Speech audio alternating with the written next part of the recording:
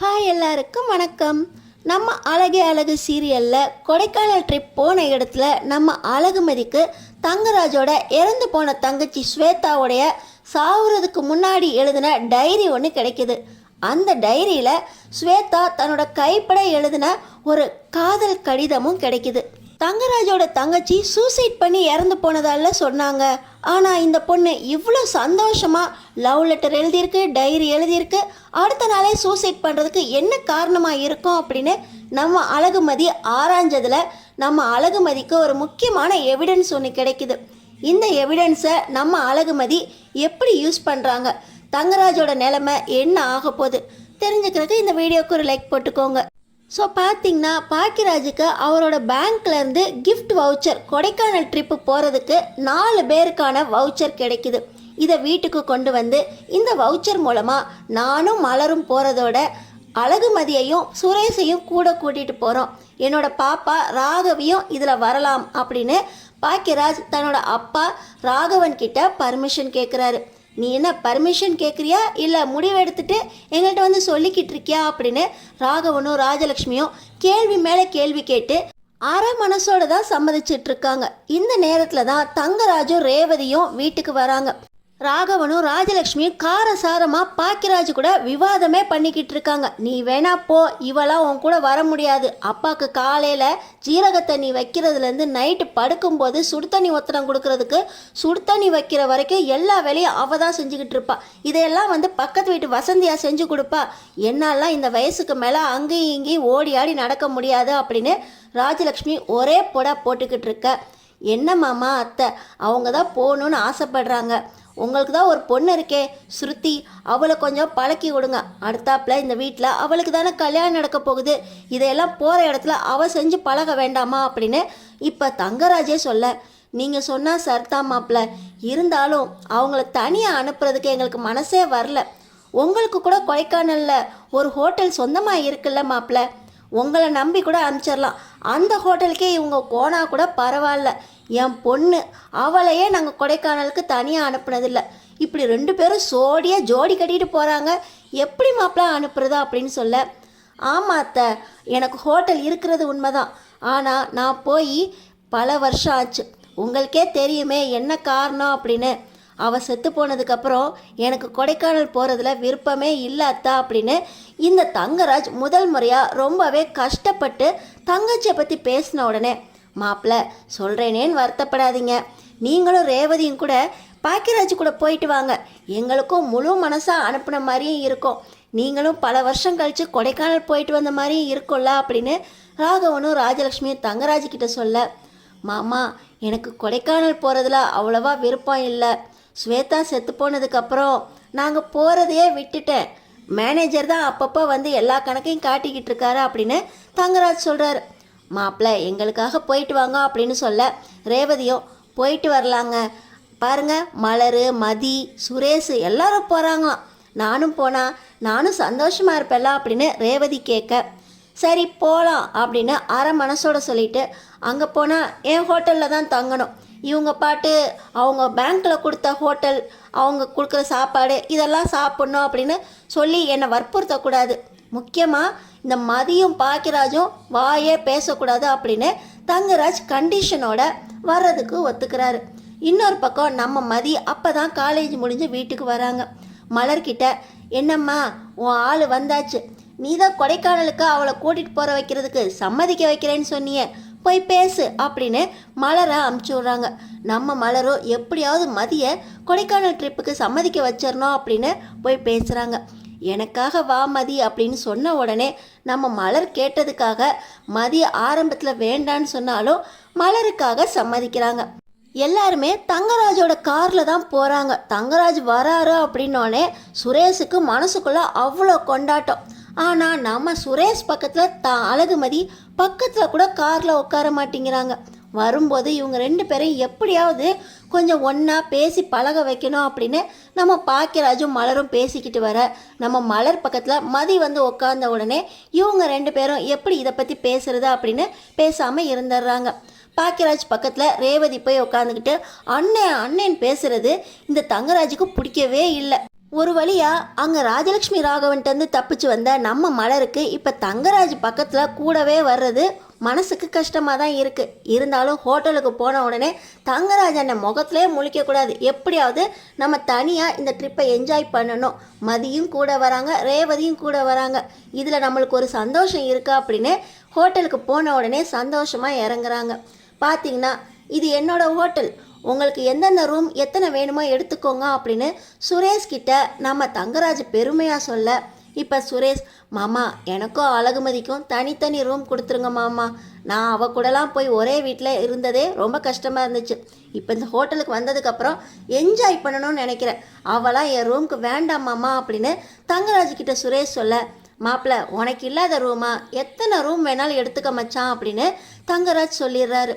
நம்ம என்னன்னா இவங்க 2 பேரையும் ஒன்றா சேர்க்கலான்னு பார்த்தா வந்த இடத்துலையும் தனித்தனி ரூமை கொடுக்குறாரு தங்கராஜ் அப்படின்னு நம்ம மலர் எப்படியாவது சுரேஷையும் அழகுமதியையும் மனசு ஒன்றா சேர்த்து வைக்கணும் அப்படின்னு நினைக்கிறாங்க. இப்போ ரூமுக்கு போனதுக்கப்புறம் நம்ம அழகுமதி இந்த தங்கராஜும் மேனேஜரும் பேசுகிறத கவனிக்கிறாங்க. கொடைக்கானலில் சொந்தமாக ஒரு ஹோட்டலே வச்சுருக்காரு, ஆனால் இந்த ஊருக்கு ஏன் வரமாட்டேங்கிறாரு அப்படின்னு நம்ம அழகுமதி மனசில் சந்தேகம் வருது. இருந்தாலும் எல்லாருமே லேக் சுற்றி பார்க்க போயிடலாம் அப்படின்னு வந்த உடனே காலையிலே கிளம்பிடுறாங்க.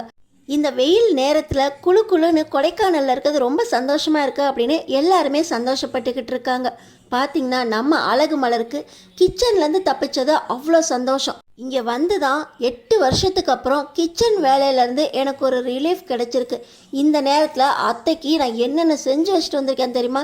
தக்காளி தொக்கு, புளி தொக்கு, நெல்லிக்காய் தொக்கு, ஜீரக கஷாயம் கூட காய்ச்சி வச்சுட்டு வந்திருக்கேன். அப்பப்போ சூடு பண்ணி குடிச்சுக்கலாமா, இவ்வளவும் செஞ்சு வச்சுட்டு வந்திருக்கேன். மறுபடியும் ஃபோனை போட்டு கோதுமை மாவு எங்கே இருக்குன்னு விசாரிக்கிறாங்க அப்படின்னு நம்ம மலர் கோச்சிக்கிட, நீ இந்த இடத்துல மகாராணி மாதிரி இருக்கலாம், 3 நாள் நீ சந்தோஷமாக இருக்கணும் அப்படின்னு சொல்லி தன்னோட அம்மா ராஜலக்ஷ்மியை சமாளிக்கிறாரு பாக்கியராஜ். இன்னொரு பக்கம் இந்த குளிரில் அழகுமதியோட அழகை ரசிக்கிறாரு சுரேஷ். இருந்தாலும் அழகுமதியை நெருங்க கூட சுரேஷால் முடியல. 2 பேரையும் சேர்த்து வைக்கணும் அப்படின்னு ராகவியை வச்சு 2 பேரையும் பேச வைக்கிறாங்க மலர். கொடைக்கானல் முதல் நாள் நைட்டு அன்னைக்கு பார்த்தீங்கன்னா கேம்ப் ஃபயர் ஏற்பாடு பண்ணியிருக்காங்க. ஆடிக்கிட்டு பாடிக்கிட்டு சந்தோஷமாக இருக்கும்போது தங்கராஜ் பார்த்தீங்கன்னா தண்ணி அடிச்சுக்கிட்டு இருக்காரு. தங்கராஜ் பக்கத்தில் சுரேஷ் உட்காந்துக்கிட்டு மாமா மாமான்னு அவரோடைய பேசிக்கிட்டு இருக்காரு. இப்போ நம்ம அழகு மலர் பாட ஆரம்பிக்கிறாங்க. இந்த பாட்டு சத்தத்தை கேட்ட உடனே தங்கராஜுக்கு அவ்வளோ கோவம்.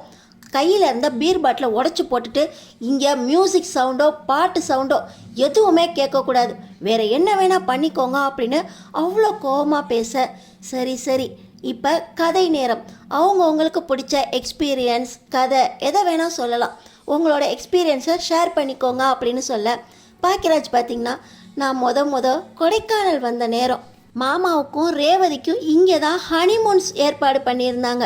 இதே ஹோட்டலில் தான் நாங்கள் இருந்தோம். வந்த இடத்துல இதே மாதிரி ஒரு கேம்ப் ஃபயரில் தான் ஸ்வேதா பாட்டு பாடினா. அந்த பாட்டை கேட்டுக்கிட்டே இருக்கலாம் போல இருக்கும், அந்த அளவுக்கு நல்லா பாடுவா. இங்கே வந்த உடனே பாட்டு கேட்டாலே ஸ்வேதா ஞாபகம் தான் வருதா அப்படின்னு பாக்கியராஜ் சொன்ன உடனே நம்ம அழகுமதிக்கு யார் அது ஸ்வேதா, அவ்வளோ நல்லா பாடுவாங்களா அப்படின்னு கேட்க தங்கராஜ் முகம் அப்படியே கருத்துக்கிட்டே போகுது.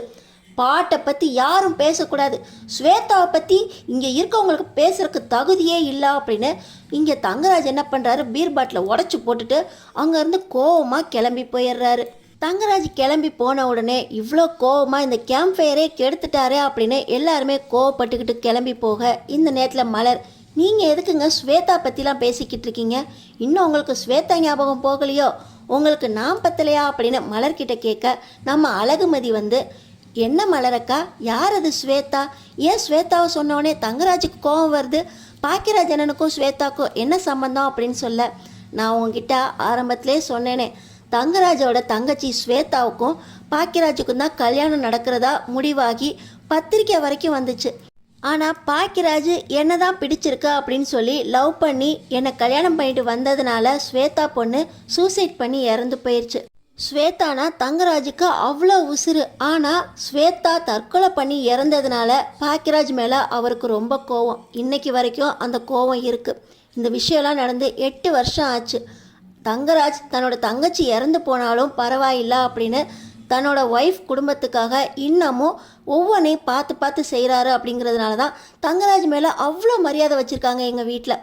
அதனால தான் அவரை எதிர்த்து எங்களால் பேச முடியல அப்படின்னு நம்ம மலர் சொல்லி முடிக்க, அப்போ ஸ்வேதா அவ்வளோ நல்லா பாட்டு பாடுவாங்களா, பத்திரிக்கை வரைக்கும் வந்த கல்யாணம் ஏன் நின்று போச்சா அப்படின்னு நம்ம மதி யோசிச்சுக்கிட்டே போகும்போது, நீங்கள் தங்கராஜ் அண்ணன் கூட வந்தவங்க தானே, உங்களை நான் அவர் கூட பார்த்தேன். ஸ்வேதா மேடம் எப்போ கொடைக்கானல் வந்தாலும் இந்த ஹோட்டலில் தான் தங்குவாங்க.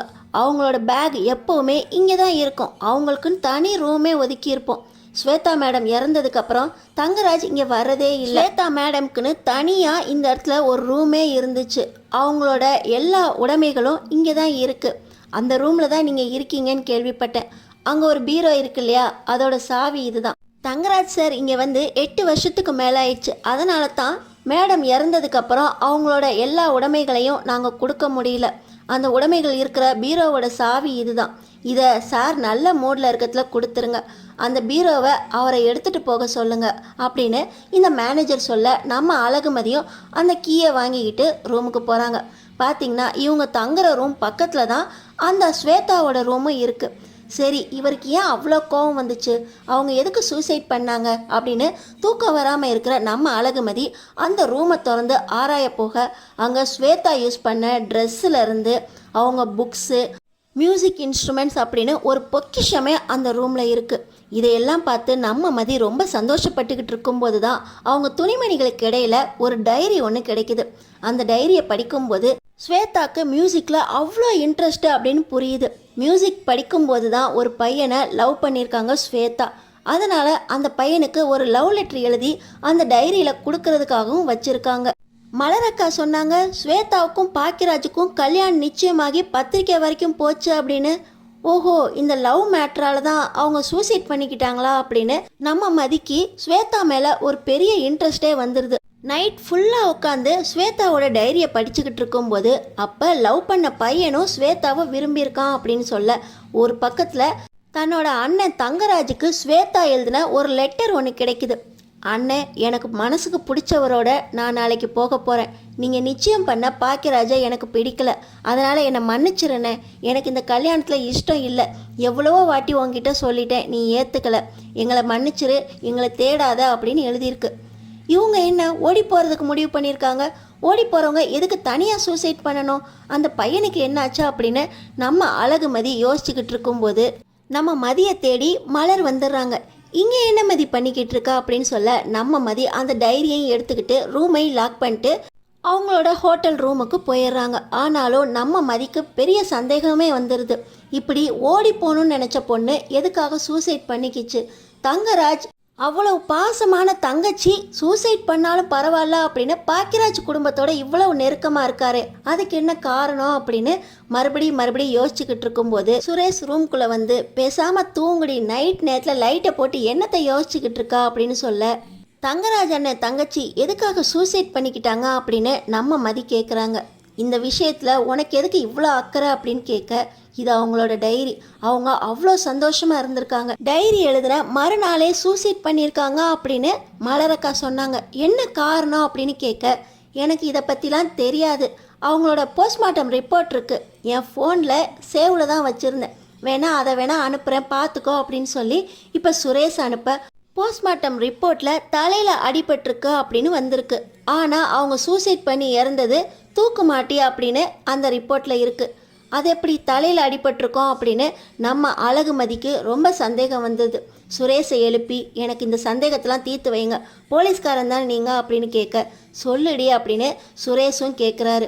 சூசைட் பண்ணவங்களுக்கு எதுக்கு தலையில் அடிபட்டிருக்கு? இவங்களுக்கு உயிர் போனது தலையில் அடிபட்டதுனால தான் அப்படின்னா இவங்க எதுக்காக தலையில் அடிபட்டதுக்கப்புறம் தூக்க மாட்டிக்கணும் அப்படின்னு திரும்ப கேள்வி கேட்க, இதையெல்லாம் நான் எதுக்கடி யோசிக்க போகிறேன்? தங்கராஜ் மாமா ரொம்ப நல்லவர். அவர் தங்கச்சி இறந்ததுக்கப்புறம் இப்போ தான் கொஞ்சம் ரிலீஃப் ஆகி கொடைக்கானல் வந்திருக்காரு. நீ வேற திரும்ப அந்த பழைய விஷயத்தை விசாரிக்காத. ஒரு பாட்டு பண்ணதுக்கே அவருக்கு எவ்வளோ கோவம் வந்துச்சு பார்த்தியா அப்படின்னு மறுபடியும் சுரேஷ் சொல்ல, இங்கே தான் இடிக்குது.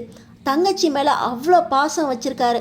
அன்னைக்கு எழுதின டைரியில் கூட அந்த பொண்ணு யார் கூடயே ஓடி போக போகிறேன் அப்படின்னு தங்கராஜ் அண்ணனுக்கு எழுதியிருக்கு.